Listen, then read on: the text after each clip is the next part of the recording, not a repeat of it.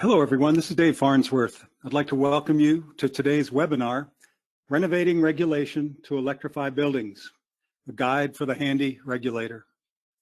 Not surprisingly, the title of our webinar is the same as the title of a wrap paper whose subject matter we'll be discussing today.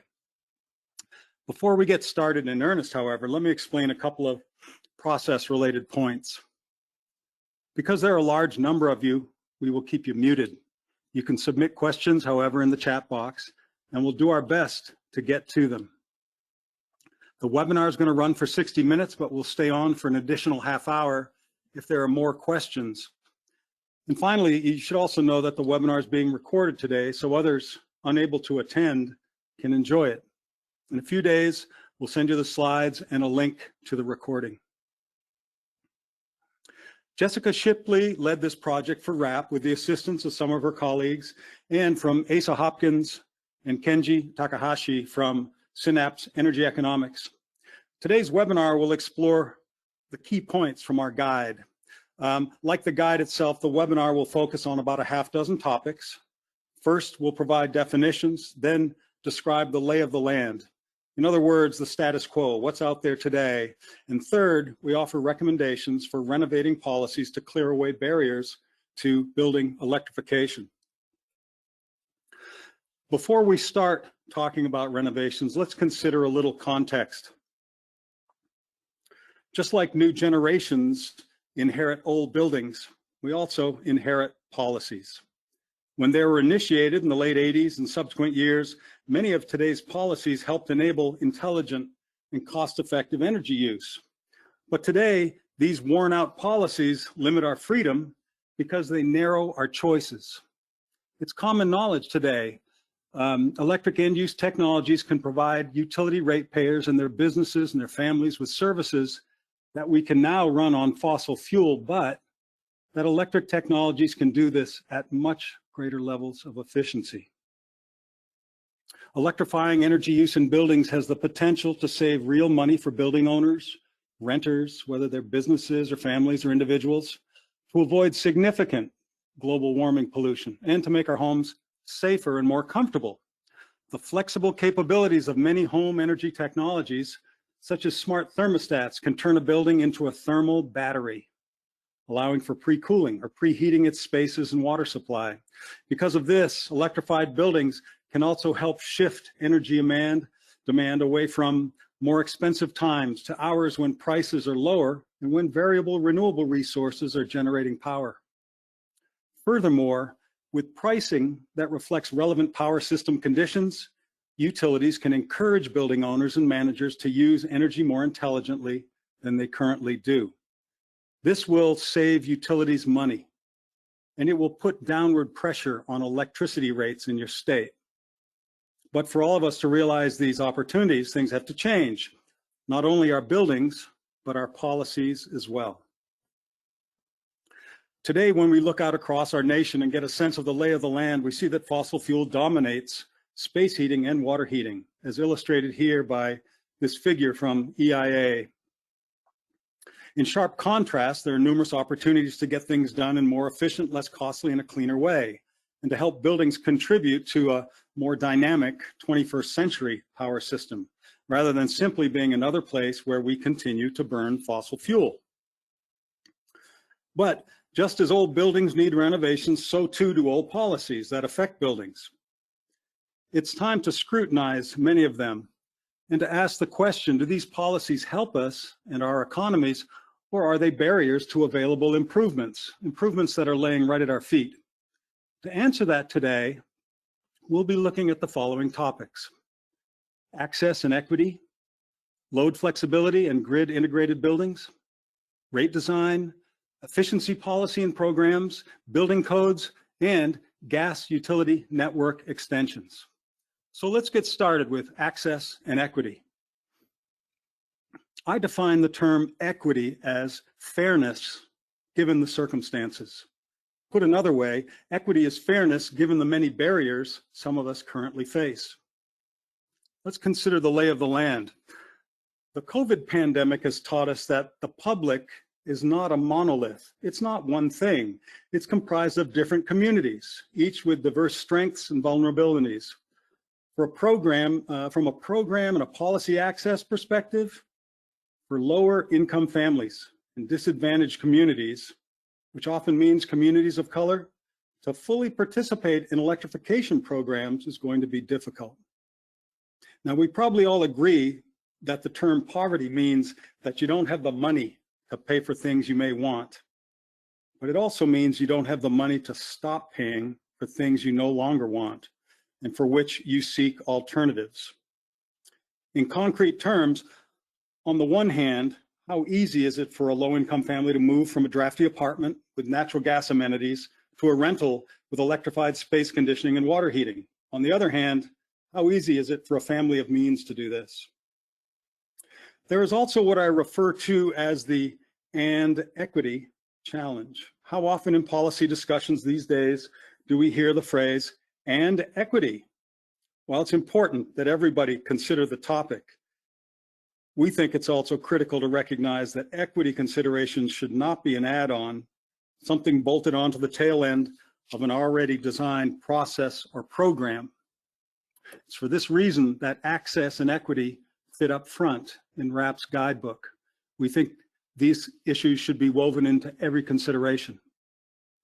Not only can regulators benefit from endeavoring to reach out and to better understand the many communities of which the public is comprised, the PUC processes will also need to be more accessible than they are today. This isn't meant as a criticism. PUCs have developed outreach practices for purposes of better informing the public. What we're saying is here's an opportunity to review practices and ask hard questions about their effectiveness. For example, are hearings scheduled when all interested parties can participate? Are they conducted in a way that everybody can understand? This may mean just eliminating jargon. It also may mean providing a translation into a language other than English. Ensuring greater equity in building electrification programs will require a combination of reaching out and being more accessible, as well as inviting in. In the Renovation Toolkit, we encourage commissions and other government agencies to determine how well programs are working for everyone, to regularly reassess their effectiveness, to revisit and improve opportunities for meaningful engagement, and to endeavor to design building electrification codes to the best of your ability that recognize and incorporate the needs of a diverse public. I believe Jess is up. Thanks, Dave. So load flexibility, we think, should be a key focus for regulation. Buildings can be made into a grid resource by focusing energy demand reductions or shifting of load in response to grid needs. And DOE has a helpful description of the traits of grid interactive buildings, and multiple benefits can then flow from a building with these traits, including just overall total energy savings, better integrating renewable energy, and reduce costs, both for the grid and for customers. But an important underlying condition for all of this is that buildings need to be electrified in order to be a grid resource. But of course, building electrification could lead to positive or negative impacts on the grid, particularly on costs. And it's for that reason that we focus on the flexibility aspects of these buildings, because it is what drives a lot of the value that can be derived from grid-connected electrified buildings. So what do we mean by load flexibility then? An example is the difference between an uncontrolled and a controlled water heater. Uncontrolled, shown in the blue line on this chart, a water heater is going to turn on when hot water is needed or used, often coinciding with existing peak times on the grid, whereas a controlled water heater, shown in the orange line, can turn off during certain hours of the day and use the thermal storage capabilities in the water heater to ensure that hot water is available when we need it. And as I'll mention, customers need to have a financial reason to operate their water heater in this way, and rate design can provide that, which I'll discuss more in just a minute. Now, there are opportunities like this across all kinds of end uses in grid interactive flexible buildings, and we're really not yet realizing these potential benefits. We're leaving value on the table and delaying the deployment of these valuable resources. And in the paper, we articulate some of the reasons and some of the challenges for that. 4 of them are shown on this slide in the blue boxes. And below those are options for regulators to consider for addressing those challenges. I'm just going to focus here on the first 2. So the first is that the value of flexible buildings is not uniform. It's not a uniform number. It will vary between utility service territories and even within those service territories. And we really can't develop proper compensation mechanisms for flexibility if we don't understand what the true value is. We suggest regulators can push utilities to implement more innovative pilots to test the ability of buildings to provide system value in their particular circumstance. For example, Southern Company Smart Neighborhood Pilot tests combinations of different technologies in very efficient homes to figure out how they can provide value, like enhanced reliability or reduced cost or increased comfort. The second issue is that utilities don't have an incentive to pursue load flexibility. In fact, they may have a strong disincentive. Often, utilities make greater profits during higher priced hours on the grid. And of course, we know that usage during peak time drives up the need for further capital investment to meet peak, which fuels return on equity. So there's an active challenge here within the profit model to seeing more load flexibility be used as a resource by utilities.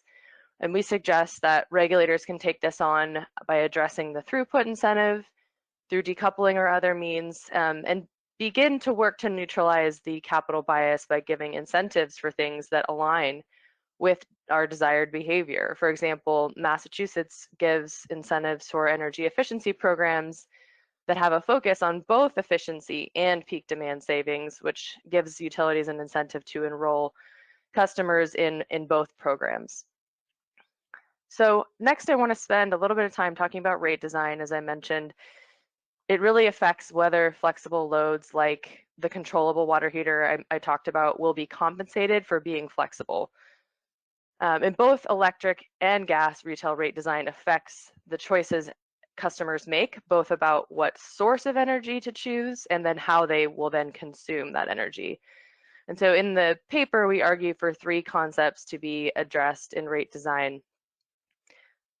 The first is that time differentiated rates are needed for the economics of building electrification. In other words, in order for your building owner or operator to capture the potential benefits of being flexible with those electrified end uses, they really need the prices they're paying to reflect the value and reward them for being flexible. Without time varying rates, the economic justification for electrification becomes much less clear. An example of a time varying rate is from Oklahoma Gas and Electric, which includes a low off-peak price of 3.3 cents, encouraging any flexible loads that do exist to concentrate during those times. And then the on-peak price between 2 and 7 p.m. is actually communicated to customers on the day before. And this rate design has a feature that we like, the critical peak price, which is used for just a limited number of hours per year, but communicates to customers the times when the grid is particularly stressed. So on this rate, a customer will have a clear reason to be flexible with their energy use. Second, we argue that for gas rate design, we should de-emphasize fixed charges because this will make it more economic for customers to electrify individual end uses rather than feeling that they need to electrify the whole building at once. This has important implications for low-income customers who may need to see immediate reductions in their gas bill to justify electrifying an end use. And then finally, we think it's important to look at the bill riders that are added to electric and gas bills. Historically, policy requirements for renewable energy and energy efficiency have been paid mostly through electric rates, not entirely, but mostly. And they're often structured as flat per kilowatt hour charges, which dilutes any of the potential benefits of a time varying rate that I just talked about a couple slides ago. Moving on then, there's a whole 2 chapters in the paper regarding energy efficiency policy and implementation and suggestions for ways to rethink it in light of the benefits of building electrification. But first, an important point to make is that energy efficiency has been highly effective, our policy and programs at driving energy savings in the past. This graph is from Asa Hopkins and shows the total savings accomplished by ratepayer-funded programs going back to the early 90s. But as we talk about in the paper, there are challenges with our existing frameworks that hinder building electrification. And a few of them are mentioned on this slide. As previously, I'm just going to mention the first two, and they're related, which is that often the overarching policy framework that we have, known as energy efficiency resource standards, actually hinders fuel switching, which is what electrification is. And that's because the required standards that utilities have to meet are fuel specific, meaning that they have to meet a certain amount of electricity savings or gas savings in order to comply. And this siloing means that fuel switching actions do not count towards their targets. And in fact, fuel switching could actually make the target more difficult to achieve. So we argue in the paper that states should move toward fuel neutral goals based on either BTU savings or greenhouse gas savings. And New York is an example of a state that has done this with their statewide BTU savings target. And relatedly, there's commonly a prohibition on fuel switching in the use of program funds as well. In other words, utilities are frequently prohibited from using program funds for fuel switching, even if it would be the best course of action for the end consumer. And we suggest that ideally this incentive should be structured to reflect the overall efficiency benefit of the various appliance choices, regardless of their fuel. Maine is one example of a state that offers a heat pump incentive that is available to any customer regardless of their primary heating fuel. And with that, over to Kenji. Thank you, Jessica. So up to this point, we discussed policies that utilities can implement. In this section, I'm going to focus on policies that state and local governments can implement to advance building decarbonization. There are a few particular barriers to electrification that state and local governments can address. The first one, lack of information on energy usage and emissions. Most of consumers and building owners do not know typically how energy efficient their buildings are or how much carbon or other pollutants the buildings are emitting. And then there's a lack of information with electrification technologies. This one is applicable to building owners as well as other market players such as HVAC contractors. Many HVAC contractors may not know so much about cold climate heat pumps, how they operate in cold climates. And then split incentives between renters and owners, where owners have little interest in how renters use energy in buildings because owners don't pay energy bills. And state and local governments have three distinct tools to address the barriers I just described. Those are building codes, energy disclosure policies, and performance standards, building performance standards. Energy codes are applicable to new construction or major renovations developed by state or local governments and then implemented and enforced by local governments. It is important to note here that most of the states' building codes are outdated. So adopting electrification codes is a great opportunity to significantly improve the building codes. The other two policies are applicable to existing buildings and typically implemented by local governments. So state and local governments can help decarbonize building energy use by implementing electrification codes or net zero energy building codes. There are a few different types of electrification codes.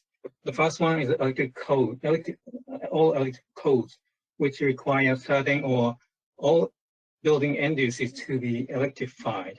The second one, electric preferred codes, which encourage electrification by giving incentive to electrification or disincentive to fossil fuel-based equipment. For example, they may require mixed fuel buildings to be more efficient than the minimum standards, or they may impose a fee to mixed fuel buildings. And then electrification ready codes, which require new buildings to install sufficient electrical capacity for future renovations. And then net zero energy codes typically require new buildings to be highly energy efficient and then produce on-site renewable energy enough to offset their emissions on an annual basis. Now, there are three pathways that these advanced codes can be implemented. The first one is adopt these codes as minimum codes by state or local governments. States can implement it as a requirement, so minimum code for local governments. This can be applied to most of the states, and in some states allow local governments to implement their own codes. However, we are not aware of any states that have adopted such codes as minimum codes. And then the next approach is the statewide stretch code. This is the approach that implemented by Massachusetts, where the state developed a single advanced code, which is more efficient than the minimum code, and allow the local government to implement if they like to do. And the stretch code in Massachusetts became law about a little bit more than 10 years ago. Since then, the code has been set just slightly more energy efficient requirements for buildings. However, the state is now seriously considering adopting a net zero energy stretch code. So if states don't have much appetite to set minimum net zero energy codes as a minimum code, then they can investigate and explore this stretch code approach. And the last one is local reach codes. This is the approach adopted by California, and they allow local governments to develop, implement their own codes, and they have to prove that such codes are cost effective. Now in California, a growing number of communities have been developing and adapting electrification codes since 2019. Electrification codes are now available in 42 communities, representing over 10% of the state population. And just a few days ago, the city of San Carlos adopted a REACH code, which became the 42nd community with the electrification code. There are many different types of electrification codes, so I will just share with you a few interesting examples here. The first one, Calfat, in Southern California, took an incremental approach where it adopted an all-electric code just on water heating in residential new construction. This is a great first step for the region, for the community, because water heating is a dominant end use in the city. The second example, Menlo Park, in the Bay Area, adopted electrification code for all buildings with some exceptions. Exceptions are cooking for residential buildings at or below 3 stories high, emergency operations, and life science buildings. And then San Jose and San Francisco, they recently adopted very comprehensive all electrification codes and with limited exemptions. Such exemptions are very limited in a way that building owners have to apply for exemptions. Okay. Or in some cases, they have some time limits. For example, in San Jose, manufacturing and industry facilities can apply for exemption, but until end of December 2022. Right. And one more thing I want to note, for these communities, before they adopted the comprehensive codes, for example, San Jose, they first adopted in 2019 electrification codes for single family and low-rise residential buildings, and then electric preferred codes for high-rise buildings. Right? And San Francisco, in 2019, they first adopted all electric code for municipal buildings, and then preferred codes, electric preferred codes for other type of buildings. Okay, now I'm going to move on to energy benchmarking emission building performance standards. So here, areas with orange color, municipal or state governments having energy benchmarking requirements. Energy benchmarking and disclosure requirement is a market-based policy tool To increase awareness of the building energy performance among key stakeholders and create demand for energy efficient improvements. They require disclosure of all building energy consumption and emissions, and sometimes other metrics such as water, and then compare with similar buildings, and sometimes have targets to compare against. And emission performance standards is an emerging building electrification policy, but so far only implemented by a few cities. But we expect that this is going to become one of the most effective policy to electrify energy use in existing buildings, because they will mandate emission limits at building levels. Building off of benchmarking and disclosure policies, BPS building performance standards establish limits on energy use or emissions for existing buildings by building type. When such standards become stricter over time, building performance standards could effectively require electrification or renewable energy fuel. In this map, just 3 cities, as I said, 3 cities recently adopted building performance standards: Washington, D.C., New York City, St. Louis. And DC and St. Louis use energy use as the target metric for their policy. And New York, on the other hand, use emissions as the target. New York emission standards are like the other 2 cities set for large buildings.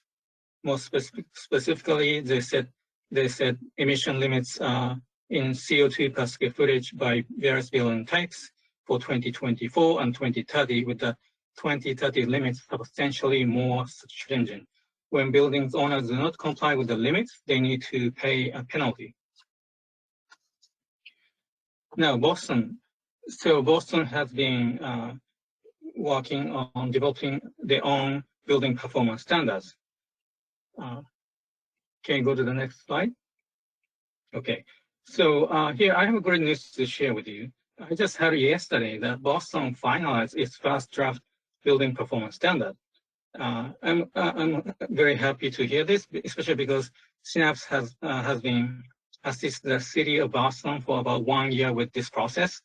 We helped analyze, develop building performance standards with significant inputs from many stakeholders and building experts who attended extensive technical advisory group meetings.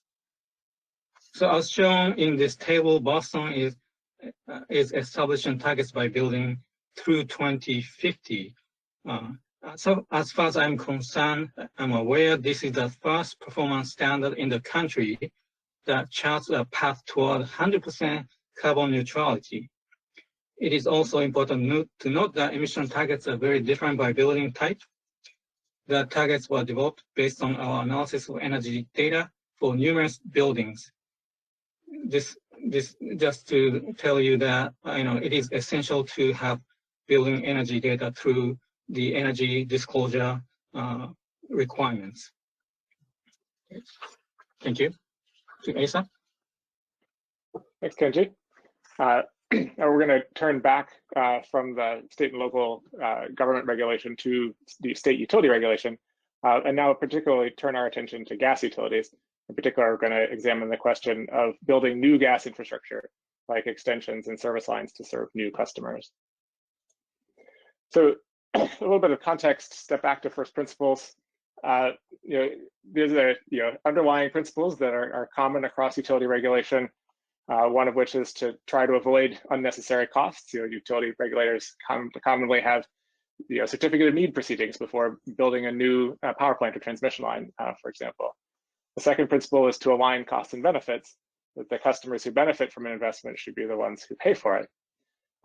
And together, these principles carry over to all sorts of contexts, including the question of what appropriate pricing is between alternatives, such as between electric and gas, so that customers face reasonable costs relative to the service they will receive for the necessary infrastructure. These principles have been embodied in common practice, including in the question of what happens and how do you pay for new gas service. So if somebody is getting new gas service, there's a common understanding and establishment in law commonly to have expectation that the service is required, and that the customer will pay for some portion of the cost of that over time in their own rates. And so they can essentially be sort of fronted that money by the utility to put in some amount of infrastructure for free, covered by all the ratepayers, and that new customer will pay them back over time. So for example, in New York, state law requires that the cost of 100 feet of new gas service line is socialized. Regulators in that state have extended that to allow for 100 feet of socialized cost for new mains, like it would run down the middle of the street, as long as the new customer is a heating customer, with the logic that main cost is quote unquote economic, because the customer's increased use will pay for the rest of the ratepayers back over time for that cost. But of course, when the context changes, the implementation of these principles needs to change as well.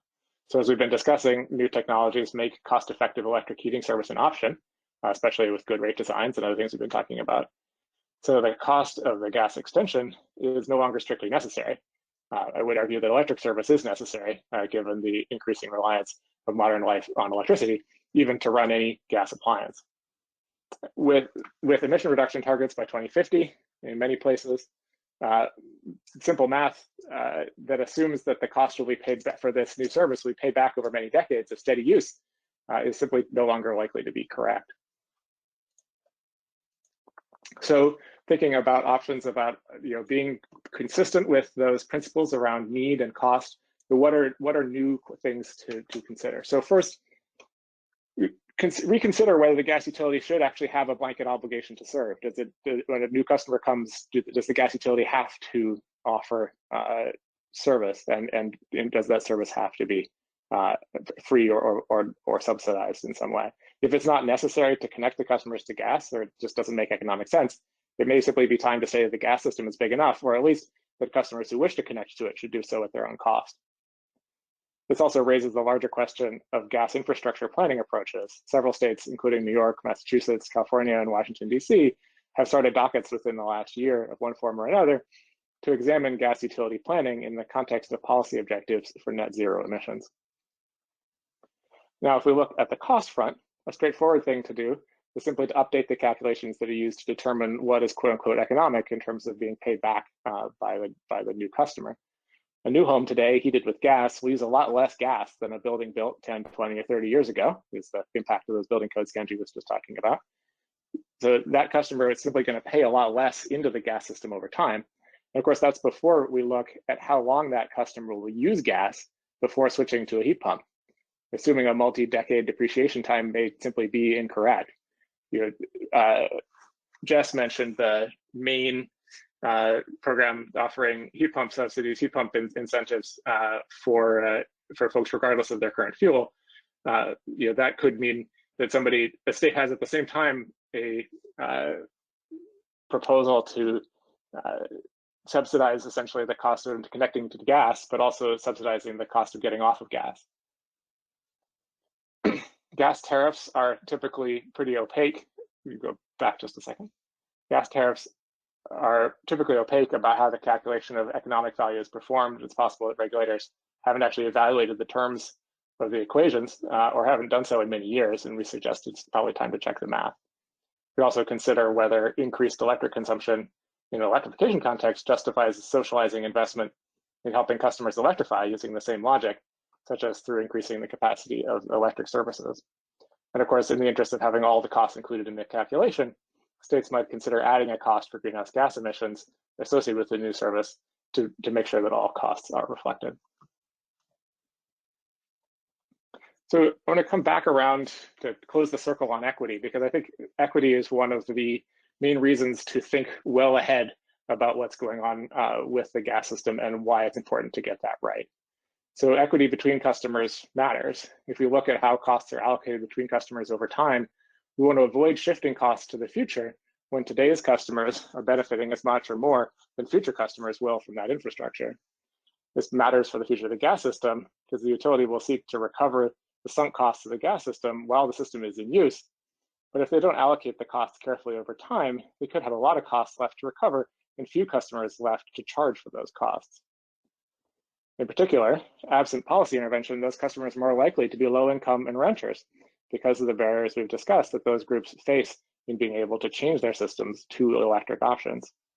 Of course, these questions don't just apply to new investments like new services, they also apply to the rest of the utility's rate base and to investments made to replace leaky pipes. So regulators could address this by adjusting how and when gas assets are paid for, and by being much more vigilant about whether any new gas infrastructure is truly needed and justified. I'll turn it back to Jessica. Okay, so we hope that in this webinar today and in our paper, we've communicated that regulatory frameworks need to evolve to enable the benefits of building electrification.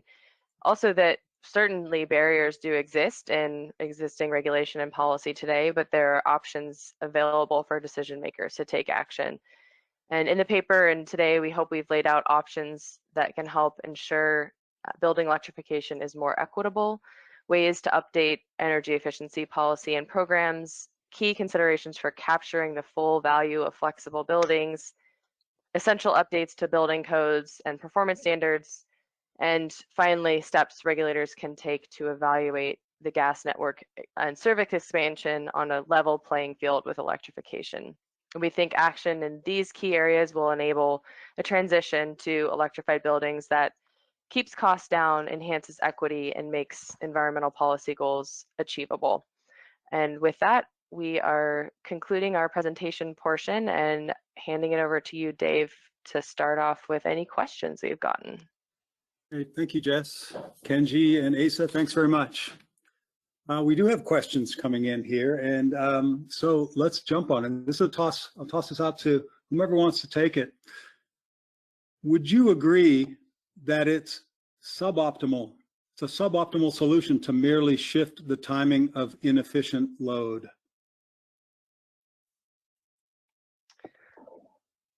I would agree that it is probably suboptimal.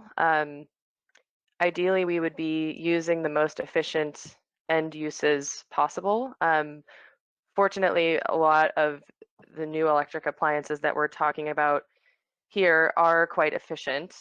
So heat pumps, induction cooktops in particular.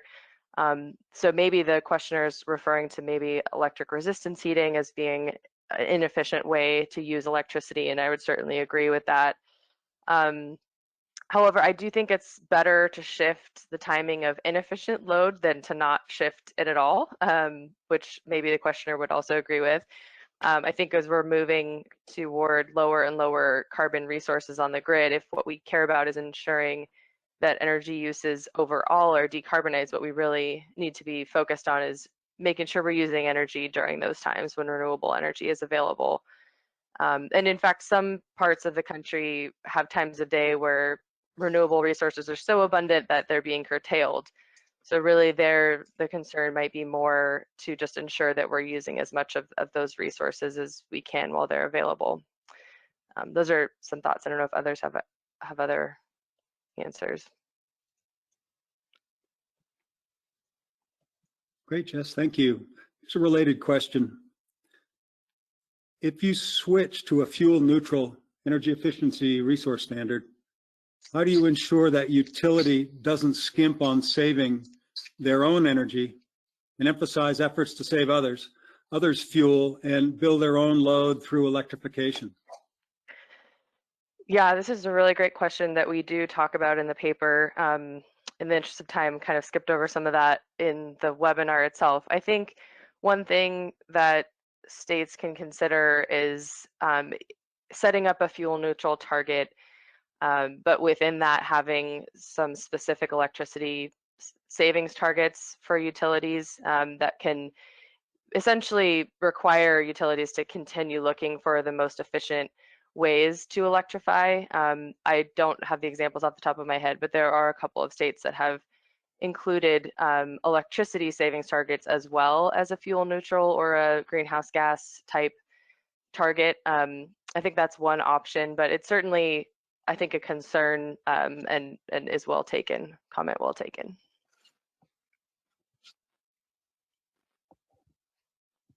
Thanks, Jess.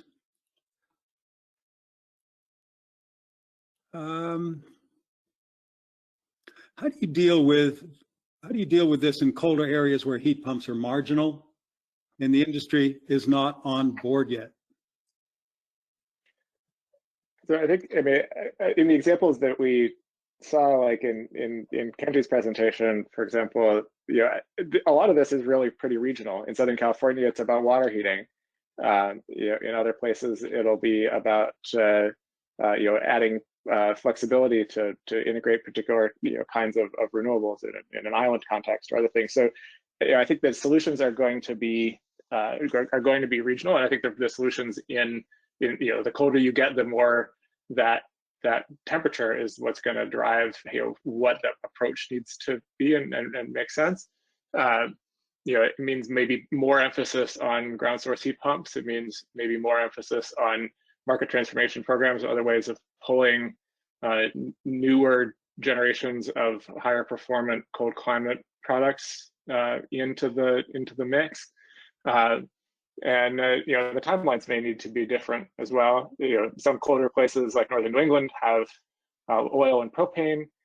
There are some places are more based on boilers and more on furnaces. Like, just the technology that's available to meet buildings where they are varies across different building types. So being really careful about designing to what makes sense to, you know, context specific, I think, you know, is going to be critical to find things that actually will work. Thanks, Asa. Other observations? I guess one thing I would say is that if somebody is so concerned about the performance of cold climate heat pumps, you know, the state can provide funding to study the performance, like some of the states like Minnesota and the New England states have been doing. That's one way to address that concern. Thanks, Kenji. I would note that this is a factoid. I was talking with somebody from Mitsubishi. They indicated that in January, they'd introduced a new model lineup of cold source heat pump that produces 100% capacity at minus 5 degrees Fahrenheit.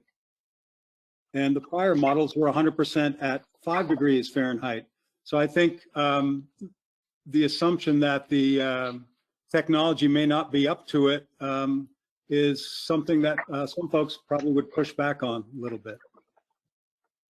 And there's some examples of that out of Europe as well, right, Dave, where weatherization has been a focus in colder climates and is leading to strong performance by heat pumps in heating buildings and showing that the buildings themselves are able to hold that heat quite effectively over several hours. So there's some studies out of Europe that might be interesting to people on this question. Thanks, Jess.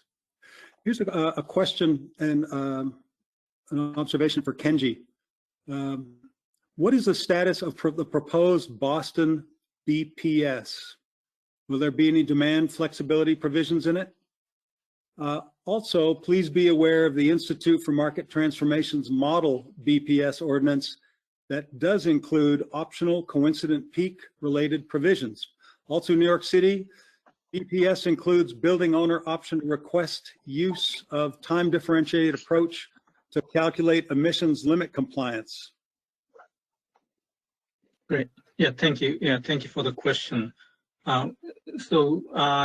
We finished the project a few months ago, and just had, as I said yesterday, that the city just released the first draft. So the next step would be for stakeholders to comment on the draft regulation. I don't remember the time schedule when the city is going to finalize the regulation. And in terms of demand response or flexibility, there are a number of flexibility mechanisms included in the regulation, but I don't remember what if the demand response was part of it. But I can share with you the draft. Thank you, Kenji. This is for anyone who wants to take it. Can you talk about the relationship between RPS policies, especially 100% goals, and electrification codes?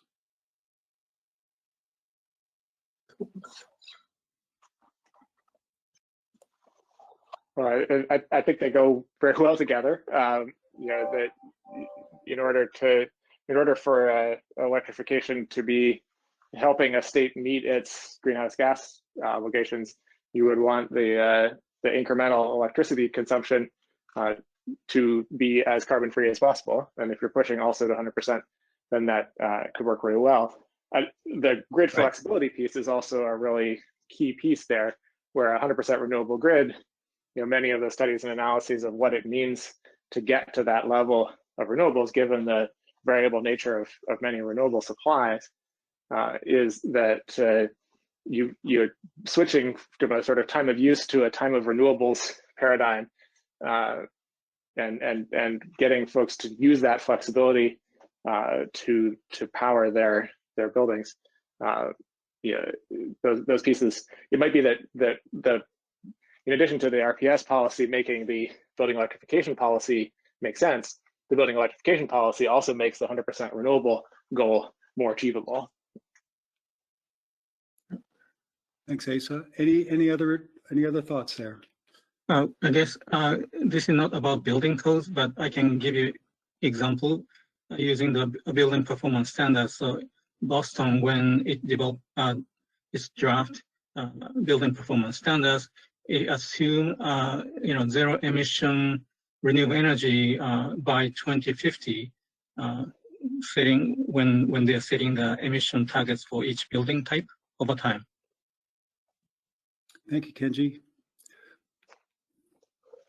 Maybe this is for Jess. Are there any estimates for indoor health benefits from electrification? There are. They're relatively new, I believe.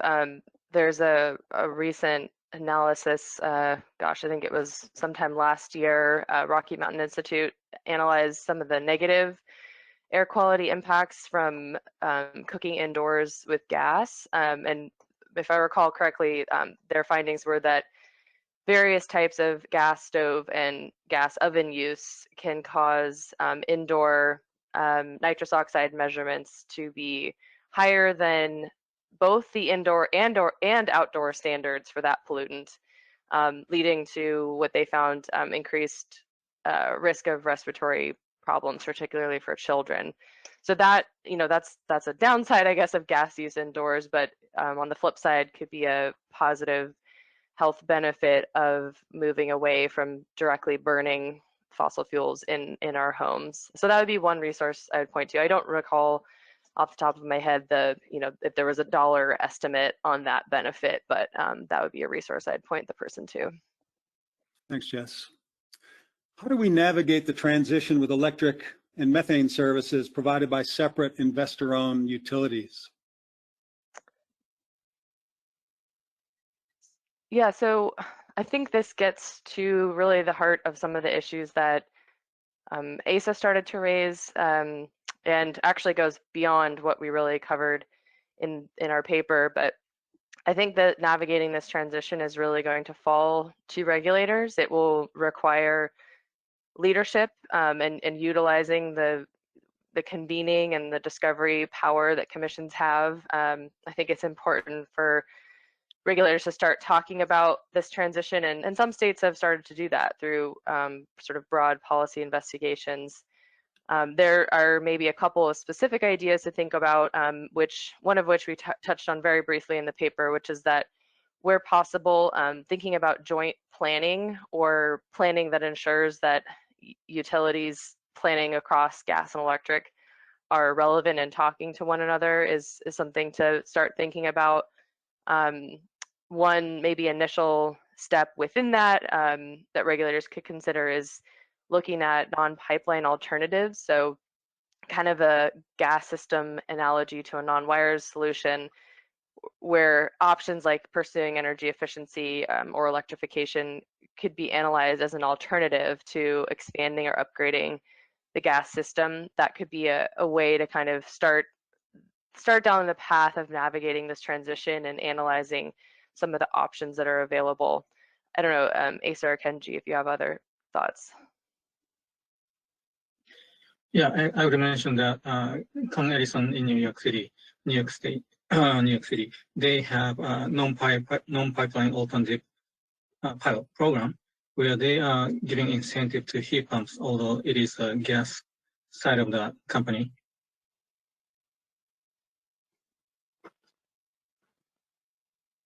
Okay, thank you. What do you think of municipal ordinances that mandate building electrification for new buildings after a certain date? That's date. So, actually, I'm not sure what do you mean by after a certain date setting. I assume it's a mandate to make those changes after a fixed date, or just think of it as a mandate. What do you think of such a mandate? Yeah, I think it's a good idea to give a timeline, right? Rather in advance, right? So that the industry can be prepared for getting into electrification practices. Yeah, if you want to think about going further, you're thinking about building performance standards, looking out multiple units out. I mean, one of the advantages of Boston going all the way out to 2050 is that someone looking at a building can say, okay, I know I have this major system in my building is going to need to be replaced sometime between 2035 and 2042, right? Like, when's the time I should do that so that it works well with the best timeline and technology to be able to fit in with that long-term planning for a given building. And the same could apply for for homeowners all the way out. Knowing what's coming in terms of if there were to be a regulation that says we're not doing gas furnaces anymore or whatever, you want to know that so that you can plan appropriate early replacement and not get caught in the cold. Thank you. What's the role for hybrid solutions that retain gas or backup for coldest days or mitigating peak impacts? Do the benefits outweigh the costs of gas system maintenance and reinvestment? Yeah, I think Asa, you have a good answer. Yeah, I've been wrestling with this. One thing that we, the broadly speaking interested folks in this topic, have been missing is actually good quantitative analysis of this question. Hoping that in the context of these different dockets that are going on now, that we'll actually get good analysis. And I think the answer is going to be regional. It's going to be context dependent. In the upper Midwest, where you're trying to deal with -40 as your winter peak, the benefits of being able to not have to serve all of that off of the grid could be really quite substantial. Whereas maybe in Washington D.C., where the design temperature is like 20 degrees, it's not so necessary to think about maintaining that gas infrastructure. And where's that line? And it depends on how much investment has the utility put into the gas system. What is the impact on rates? What's the right timeline on depreciating different assets? So I think it's going to be a particular decision, particular location specific, even utility specific, weather dependent, climate dependent kind of answer. It would surprise me if there was a simple answer. Yeah, and Asa, you mentioned about the option of having a propane as a backup instead of natural gas. Yeah, so on-site savings. Can you store 3 days worth of propane in a tank? And how does that compare economically to maintaining the entire gas system in order to deliver fuel on occasion? So yeah, et cetera. All these different variants that need to be explored. Thank you. Is there any potential to use multi-pollutant standards to regulate gas appliances or to regulate out gas appliances? Sometimes these are under the purview of state or local air resource boards. Dave, do you have thoughts on that? I don't. I assume that it would have to do with what the state law says about who preempts whom. In most states, if it's a utility issue, that would be the role of the Utility Commission to make decisions about that. Utility commissions approve projects, and part of their approval includes seeing whether they have the appropriate air pollution control permits as part of those projects. Mm-hmm. But I don't know if they can be attacked from the side like that. Yeah, I don't know either. So there's a program called the Federal Congestion Mitigation Air Quality Program, and the city of Chicago has used this program to fund their EV-related program. So this is linking emission-related, although it is, automobile transportation, to cleaning up the emissions. It's a possibility. So that's the CMAQ program that funds transportation-related things that have effects on air pollution. Thank you.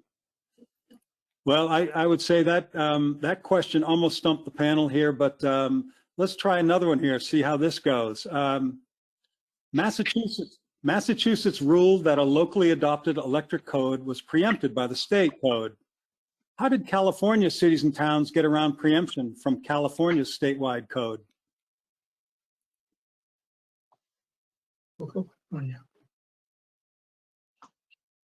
So California, as I said, they have a regulation by the California Energy Commission called REACH Code, which allowed the local governments to implement their own codes.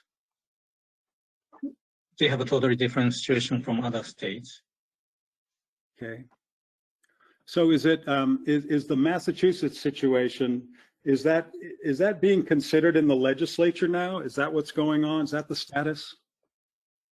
This question? Yeah. Yes. Yeah. Net zero energy stretch code. Yeah. They. Yeah. Go ahead. Yes, sir. Oh, I was gonna say there's a bill which I think passed the state Senate today and is expected to pass the state House today as well. That's a repassage of a bill that was passed late last year, so that's why I can do it so quickly. But that would require the establishment of a net zero stretch code that then communities could adopt. Also, that several communities in Massachusetts that are considering clean heat codes of ordinances of one sort or another have the opportunity to ask the state legislature for what's called a home rule petition to exempt them from the overrule by state regulation, and so that could happen as well. Great, thank you.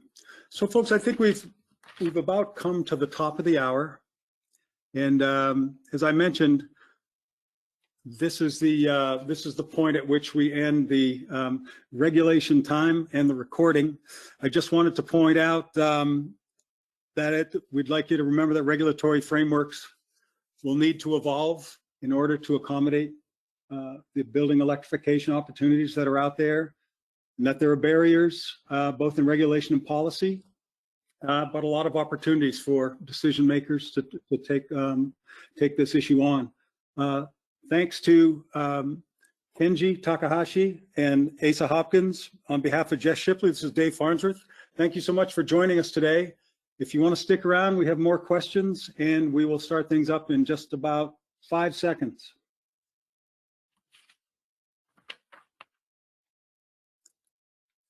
Great, well, thank you. We're back. Here's a question for all of you. Decide who would like to take this on. How might securitization of gas distribution infrastructure be a useful tool to finance transition assistance for low-income customers and set long-term expectations that ratepayers and shareholders can plan around? I guess I think the link there to the low-income folks, I guess I'm just trying to wrap my head around the question, is that if you can try to really constrain and know when the costs are coming, and in particular, if you're willing through some sort of state legislative process, the taxpayers' money or other things, to spread the cost out further in time than needing to recover it while the infrastructure is actively in use, then it gives you a lot more flexibility about moving costs around in time and about who might pay for it. So you can get pretty creative. I think custom solutions to match the particular dynamics related to a particular utility could be an option there. Thanks, Asa. How important is it to modulate the pace of electrification with the carbon content of a utility's supply portfolio? For example, is there a danger of forcing or allowing a utility to invest in new gas peakers to handle new electric load converted from natural gas? This is something that we, RAP, talked about in some of our other publications on the topic of electrification. I think it's not unimportant to modulate, as the question posed it, or if you're in a place where you have a goal or a target where you care about a greenhouse gas emission reduction level, I think it's an important part of planning and sort of laying out the steps that policies will take. But one of the things that we found just in some simple analysis for one of our previous papers is that there's at least currently a good number of locations in the US, most grids in the US are on a downward trajectory in terms of carbon intensity. And in many places, switching today to electrified end uses is helpful for reducing emissions overall. I think the question about, is there a risk that, we put upward pressure on utilities' needs to use gas peakers or potentially build new gas peakers? I think that's a valid concern that we do talk about we need to address through planning, and also load flexibility, I think, is really key there. When we're electrifying these end uses, we need to make sure we're not just driving up the already existing peak, because that will, as the questioner implied, put pressure on utilities' ability to serve load reliably, which is going to continue to, of course, be a key concern and role for utilities that regulators will be very concerned with too. So those are my thoughts. I don't know if others have any. It also puts a premium on coupling electrification with efficiency. One of your slides early on, just one of the other points you didn't spend as long on was the need to think about weatherization coupled with heat pumps, for example, and also just pre-existing and other energy efficiency programs. You think about southern utilities that are starting to be winter peaking. One of the reasons they're winter peaking is there's so much electric resistance, water heating, and space heating. So if you electrify there, it would drive up peaks. However, if you take a lot of that electric resistance and replace it with heat pumps, you can drive those peaks right back down again. So thinking about it in a comprehensive way across all the different actions you can take to both make the load more flexible, but also just simply more efficient. Thank you. Question regarding load flexibility. Is there now an opportunity to work around utilities with FERC Order 2222? I'd like to give that a shot. I was poking around and found some language from that order that I think is relevant here. The FERC writes, we clarify, however, that the participation of demand response in distributed energy resource aggregations is subject to the opt-out and opt-in requirements of orders number 719 and 719A. Therefore, if the relevant electric retail regulatory authority where a demand response resource is located has either chosen to opt out or has not opted in, then the demand response resource may not participate in a distributed energy resource aggregation. So it looks like the FERC has preserves the prerogatives of states to keep DR aggregation from participating directly in wholesale markets under those conditions. What are the best practices in comprehensive progressive gas and electric rate design to encourage equitable electrification? So we touched on a little bit of this in the webinar itself. One to just highlight is the need to reduce the amount of the gas system costs that are recovered through fixed charges. As I briefly mentioned, lower income households may not be able to electrify everything all at once. Many households may not be able to electrify everything all at once. And if the gas fixed charge is too high, electrification of individual end uses won't have that big of an impact on their total energy bill for their household, which is a big challenge, a big disincentive to pursue electrification and to make sure it's equitable. Maybe just a broader point on equity and rate design that you may find in some other RAP publications on the topic is just related to fixed charges more generally, in that we think we should be really limiting the costs that we're recovering through fixed charges, because higher fixed charges disproportionately impact lower income and lower usage customers. So by recovering more of the system costs through the energy charge, we can reduce, one, we can reduce that burden, but two, we can send a clear signal to flexible loads, which is one of the things we talked about a lot today so far, and start to capture some of those benefits and provide some of the benefits back to customers. So those are a couple of ideas. I know Synapse thinks a lot about rate design too, so you guys have other things to throw in there. I think you've covered all the basic principles. Thinking about there's this interesting dynamic that happens where I know when we were talking about electrification policies while I was working in Vermont, the fact that heat pump loads and electric vehicle loads would be occurring off peak but paying flat rates, and therefore essentially cross-subsidizing other ratepayers and putting downward pressure on rates for everyone, was like a political selling point for pushing electrification. It's a little bit unfair to the new electric uses that they're sort of explicitly overpaying in that context. So there's some balance to strike between wanting to get shared benefits of using the electric infrastructure more effectively for everyone, but also wanting to have people on those new end uses paying reasonable rates that are cost reflective. So I have a question. I think it's for Kenji. What should microgrids, eco districts, and/or localized heating districts play in updating BPS and utility regulation? That's a good question. Very difficult question to answer.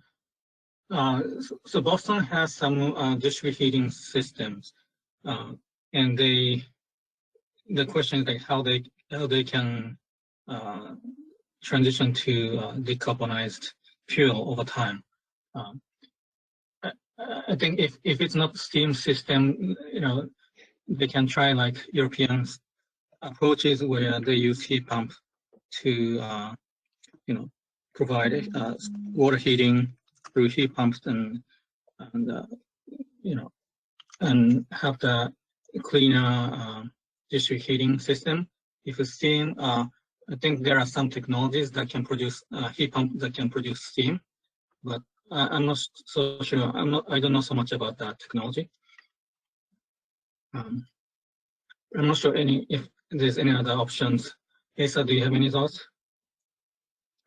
Yeah, but I think one thing about a performance standard is that it tends to let people innovate within a standard, right? So there's some total amount of emissions, and a creative building systems engineer and whatever, we can figure out like, if we put this together with this and combine the heat load from this building with the heat source in the next building, and we can pump the heat, as long as everybody's getting where they're supposed to get, then great. So rather than that's an advantage of a performance standards approach, rather than a prescriptive approach, is that you can get some of that kind of people, trying out different ways of thinking about putting pieces together to meet the overall objectives. Thank you. For those jurisdictions that have taken a fuel neutral approach to energy efficiency resource standards, how have they addressed the question of funding?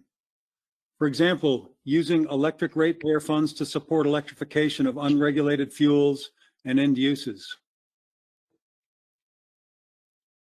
Yeah, it's a great question. We touched on it a bit in the paper. We didn't touch on it much today. I think we suggest in the paper that this potential shift towards thinking about our overall energy efficiency goals in energy efficiency resource standards, or just within programs themselves, to being more fuel neutral, is probably going to require a conversation about funding source and whether whether it's fair to get to some of the things that Asa touched on, for electric customers to be paying for or subsidizing a gas customer to get off the gas system.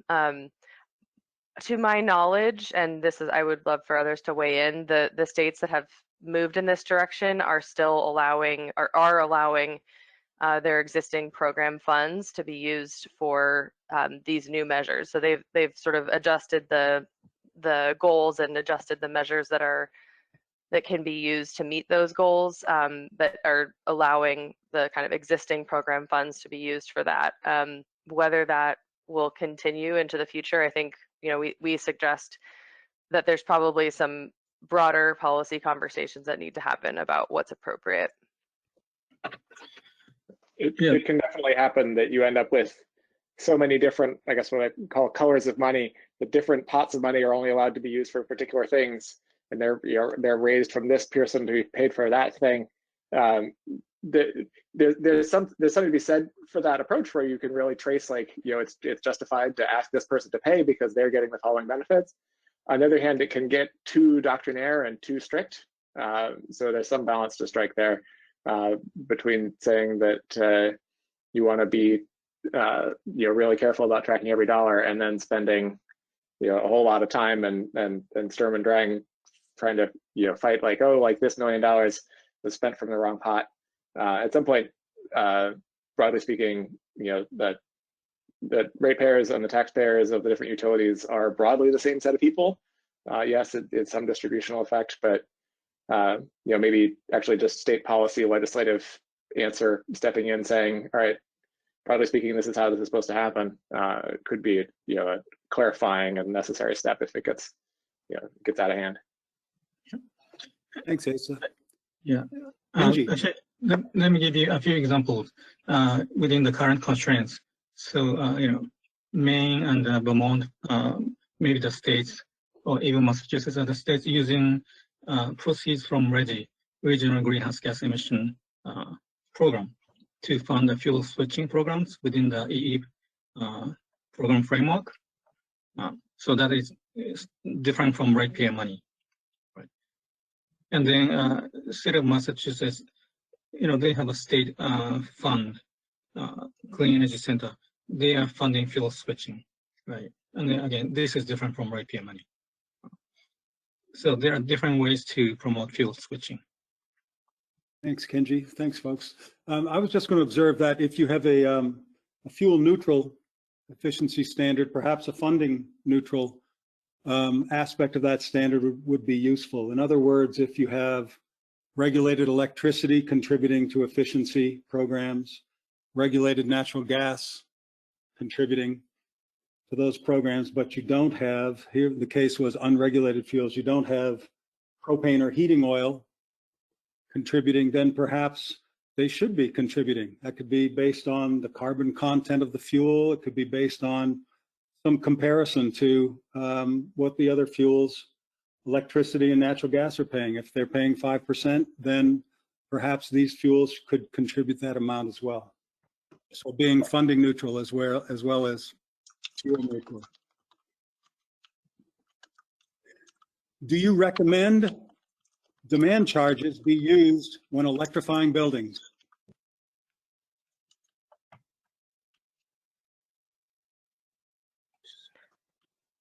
I'm not sure quite what what's behind the question, but I guess I would say in general, we discourage the use of demand charges, particularly demand charges that don't coincide with sort of the high cost times on the grid. So demand charges that are focused just on the individual building or individual users' peak demand, because those are poorly correlated with sort of what drives the biggest chunk of costs on the grid. So we tend to recommend the use of time varying energy charges and something like a coincident peak energy charge for recovering costs from times where, you know, there's a significant amount of grid stress as opposed to a demand charge. And there's a lot more on the reasons behind all of that in several other of our RAP publications. But I guess just for the purposes of the building electrification context, I think what's important to know about demand charges is that they could represent a significant increase in a customer's overall bill and be something that they don't have as much control over. So they would be less able to use the flexibility in their end uses to keep their costs down if they also have to deal with a demand charge, particularly what we call a non-coincident peak demand charge. So those are some of the reasoning behind why we prefer other methods for recovering system costs other than demand charges. Synapse guys, anything to add? I'll just say that a bunch of the RAP resources on good rate designs are really good, and people should look at them. All right. At what point is it appropriate for a city or state to require that there will be no more gas replacements on a system, and instead that replacements should take place, that electrification should take their place? Yeah, I think there's two ways to look at that. I mean, you could look from the present and say, you know, if the market isn't well developed and the technologies aren't there to actually meet all the needs of different kinds of buildings, then it might be premature to require that you have to replace a system with something that doesn't exist yet. On the other hand, you want to look out and see what's necessary to achieve over other policy objectives. If you have a net zero target for 2050 or something like that, one appliance lifetime before that point, you kind of got to be in the world where you got to have people putting in the compatible system. So there's if you're lucky, there's still time for those two things to meet and mesh in the middle.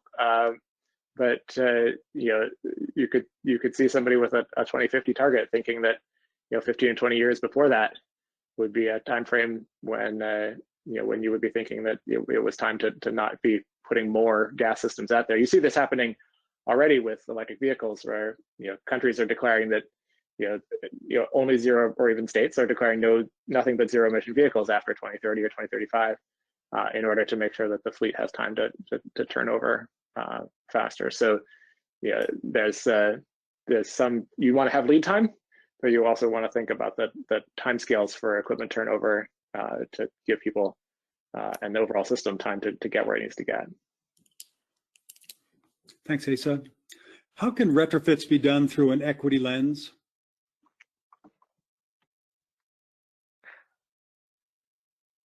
Yeah, this is a good question. I'm glad we're coming back to the equity points. I think generally speaking, we need a prioritization in all of what we're talking about today, not just retrofits, for disadvantaged communities and low-income households. And that prioritization could take a number of forms depending on kind of the state and what the needs are. One option that is already in use by some states is to reduce the threshold within the cost benefit analyses that are conducted for energy efficiency programs for low income qualified households. So in other words, programs that target those households would need to meet a lower cost benefit threshold than some of the other measures in the program in order to get implemented. Just acknowledging that there is an additional benefit to retrofitting or energy efficiency in those homes than maybe is captured by a traditional cost benefit analysis. I think we can also talk about just providing more direct assistance for income qualified households to manage the costs of this transition. Often upfront costs for things like retrofits and also for these electrification measures we're talking about are prohibitive. So, considering other financing options that might make retrofits and electrification more possible is another thing that I think we're starting to hear more interest in. I think it's important to just mention that just prioritizing weatherization will help, I think, from an equity perspective. We know that low-income households tend to live in leakier, less well-insulated buildings. Prioritizing weatherization can do many, many positive things, not just making electrification more possible. So that in and of itself, I think, is an important equity approach. I don't know, others have more to add. Yes, I agree. Yeah, expanding weatherization programs for low-income customers is a great way to do it. And also, I think if we can, bring the funding from reducing any programs to reduce emissions from fossil fuel equipment and to low-income programs, energy efficiency programs would be great. For example, the city of Seattle, they have an oil tax and use that money from the tax to fund a weatherization program for low-income customers. Thank you. That's a great example. Thanks, Kenji. Okay, here's a broad question. As we consider traditional gas utility extensions, in parentheses, socialize some of the cost, in parens, and believe that policy should now change, in other words, customers pay all the cost, should we consider that policy for electricity as well? Well, the statement everyone needs electricity appears correct on its face. It's relatively easy to imagine a day not very far in the future when electricity will be economically available off the grid. So why is it so easy to change a policy for gas today? I beg your pardon. Change a policy for gas today, but not for electricity. Stated another way, should we stop socializing costs on the electric side as well? If we do not, aren't we making the same error with electricity that we believe we've made with natural gas? Yeah, I think that this comes into a question of whether it makes more sense for a building to be an island or to be part of an operating flexible system. And I think if you have a lot of the paradigm of what Jess and David, you were talking about earlier in the presentation about the values of flexibility in the buildings, is that a general sense that as buildings get to be more flexible and our resources on the grid, that it makes sense then to be connected to that grid, right? Rather than having a shrinking electric system where the individual buildings are dropping off. I know there was a lot of concern about load defection and grid defection and utility death spirals and whatever about solar PV in the last over the course of the last decade.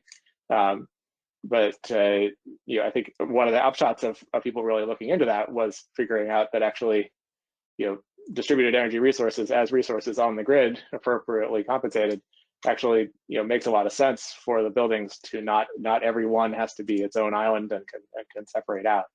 They're going to be middle ground positions where it's like, well, it would make sense is to have a microgrid set up, or say you're in Puerto Rico where the storms are pretty bad and the grid system, overall grid system might go down on a regular basis. The right balance there may be different than in other places.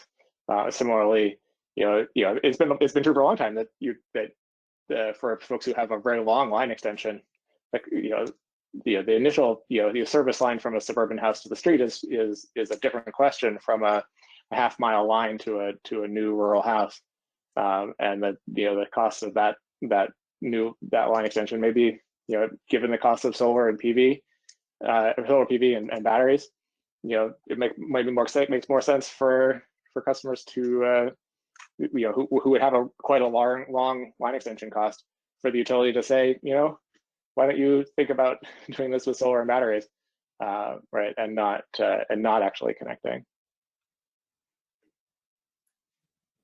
Anything to toss in there, Jess or Kenji? Okay. No. So I'm sorry, go ahead.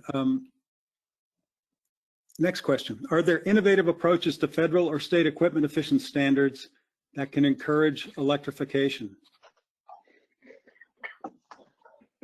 Yeah, it's a question of, it's one of whether you want to try to work within the existing sort of legal and regulatory paradigm that DOE has set up for itself about how it does appliance standards, or if we're willing to think a little bit broader than that. In some sense, the appliance standard process at DOE has been going the wrong way on this front, where they've been slicing and dicing product classes into tiny little bits, so that now top-loading washers and front-loading washers are separate product classes, so you can't set an efficiency standard that only front loaders can meet, and even pushing to have furnaces that use chimneys, or maybe it was water heaters that use chimneys, as a separate product class, so as to avoid having a standard set that would require condensing equipment. Combining product classes together, and even perhaps going so far as to combine electric and gas together, and set the standard. If the standard for a heating system, where that heating system has to have a efficiency of 0.99 or greater, you'd be, or even 1.5 or greater, you'd be a no electric resistance, heat pump only world. So there's, if gas heat pumps want to come and try to meet those standards, then good.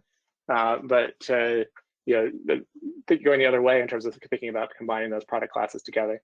Also, you could also think about Energy Star, and whether you want to continue having Energy Star programs. Energy Star, attach its brand to products that are, setting folks up for needing to switch out systems in a few years. Massachusetts thinking about stopping support for gas systems through their efficiency programs. You could have something that's labeled Energy Star but is not actually supported by a state efficiency program because those things have gotten out of alignment. Okay, so we're getting down here. This is the last question. I'll toss it out to all of you. There are concerns over the use of time of use rates, described in this question as a blunt instrument, versus providing compensation for enabling the DSO to manage all distributed energy resources in the most optimal manner.